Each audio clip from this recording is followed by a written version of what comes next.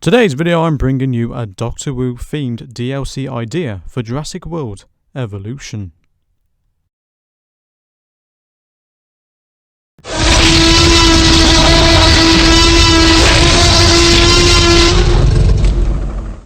Hi everyone, thanks for tuning in to another video. So without any fuss or delay, let's begin with the video. None of the ideas you will hear me say in this video are my ideas. In fact, I'm creating this video for an awesome fan who is also a supporter of my channel and videos, named Brandon B. Gamer.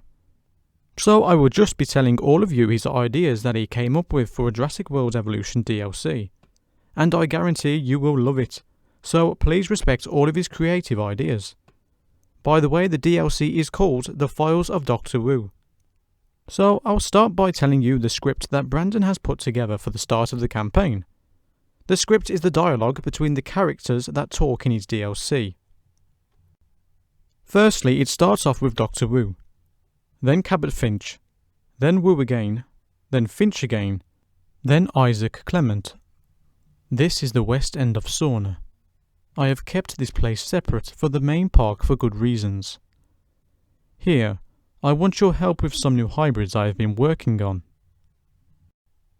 New hybrids! Oh, I like the sound of that. And I love this new location too, Woo. I don't remember asking you here, Cabot.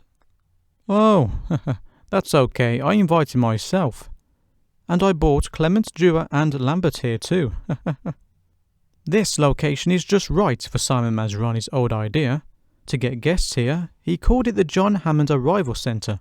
It's perfect for this park. The contents of the DLC are 3 actual species and 4 fictitious hybrid creatures. And the first non-hybrid included in this hypothetical DLC is the Pyroraptor, which would offer a smaller Dromaeosaurid, and with it going in the small carnivore category. And of course 2 new dig sites would be included along with its inclusion, which would be the Victoria Formation and the Tremp Formation. The Pyroraptor would be unlocked after you have completed Mission 4 of the Entertainment Division. Time to list species number 2, which would offer a medium-sized carnivore and a Teturan theropod, and this species is the Monolophosaurus, which would bring along with it uniqueness because of the fenestrated line crest and 2 dig sites. One called the Jurassic Shishigu Formation and the other the Wukaiwan Formation. And the Monolophosaurus would be available as soon as Mission 5 of the Security Division has met its goal.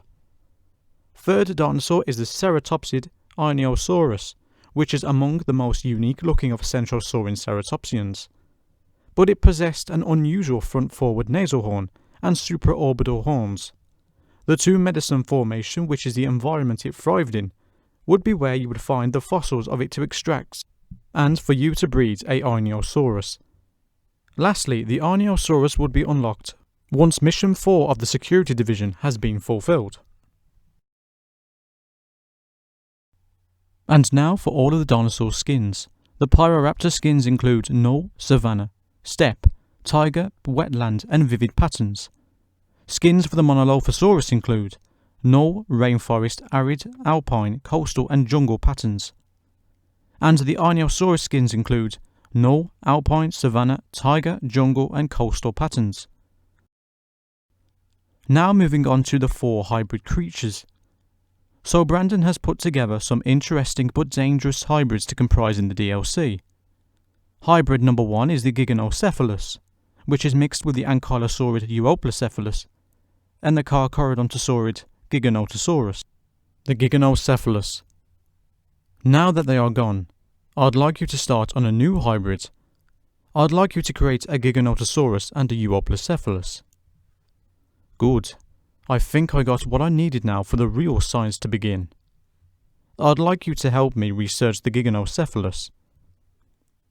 This is our Giganocephalus, a large and heavily armoured herbivore, the perfect counter to my Indominus Rex. I want you to have the Giganocephalus face off against an Indominus Rex. I'd like to see the fruits of our labour. Well done. I believe the Giganocephalus has performed well past expected results. The Giganocephalus is a heavily armoured herbivore made by Dr. Wu to be the ultimate counter to his Indominus Rex. The Giganocephalus genetic makeup is that of Europacephalus and Giganotosaurus. This armoured hybrid is rather large, having a height of 4.93 metres or 16.2 feet, and a length of 10.1 metres or 33.1 feet. The Carnaraptor. Now that Giganocephalus is done, I'd like you to start on my Carnaraptor hybrid.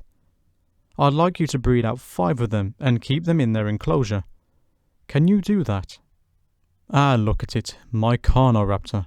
Bigger than I thought they'd be, but an acceptable outcome nonetheless. Now let's introduce a... Hold on, what's this? My Carnaraptors are getting sick from something. I'd like you to isolate one from the pack and see what's the matter. A genetic inefficiency? I didn't expect that. I need you to research a genetic resequencer to fix the issue and then replace them with new Carnaraptors. Great.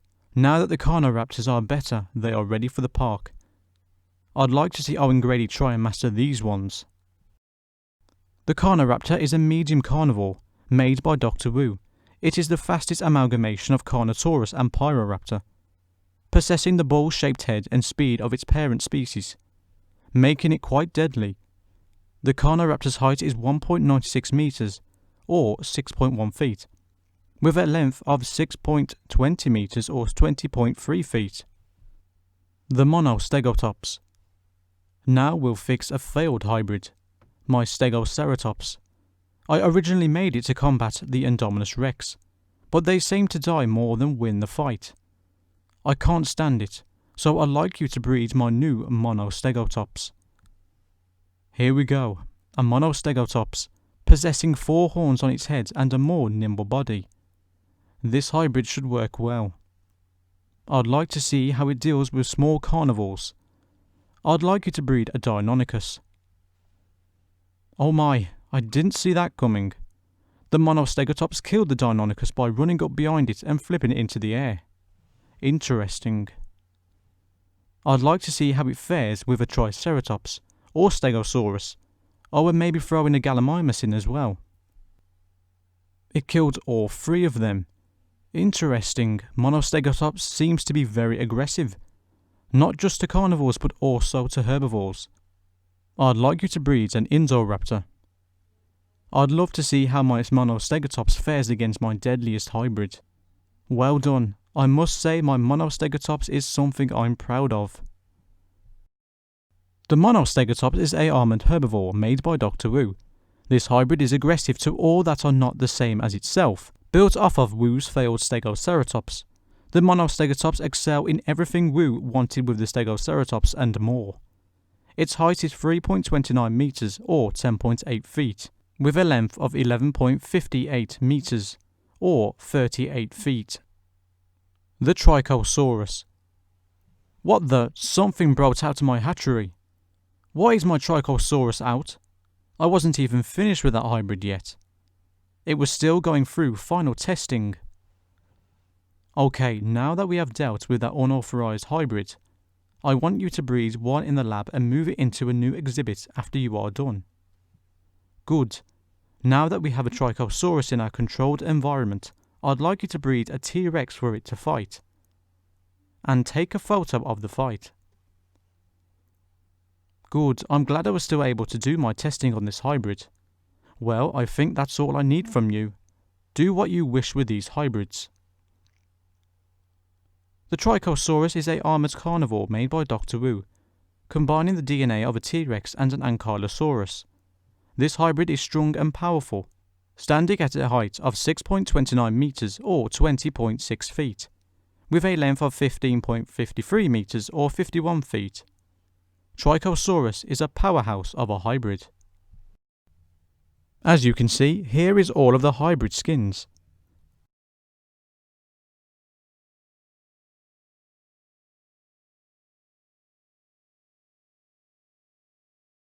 The aforementioned dinosaurs and hybrids aren't the only ones that received new skins. One of his other ideas is that he's included a good number of Battle at Big Rock skins for the in-game Allosaurus.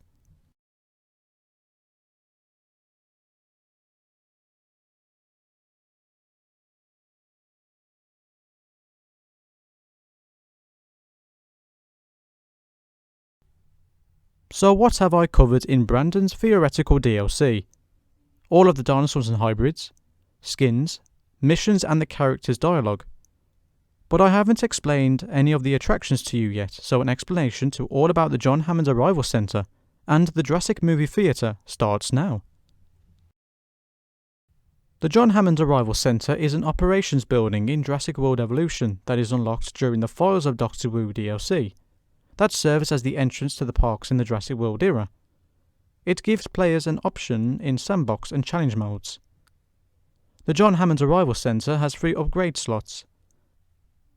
The upgrades are a fast food shop, gift shop and restroom, giving guests some food, gifts and some well-needed relief after a long helicopter ride into the park, by the new Jurassic World cargo bay. It has 3 paths to connect to your parks. The Jurassic Movie Theatre. The Jurassic Movie Theatre is a guest building in Jurassic World Evolution that is unlocked by the Entertainment Division. Let your guests sit back and relax to some movies, documentaries, and 3D adventures.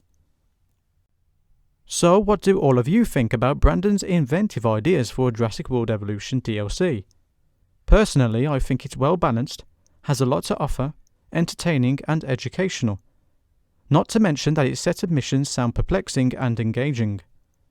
So I would be more than willing to purchase a DLC such as this one. Please realise after watching this video, and take the thought away with you that nothing you heard me say about said DLC is actual.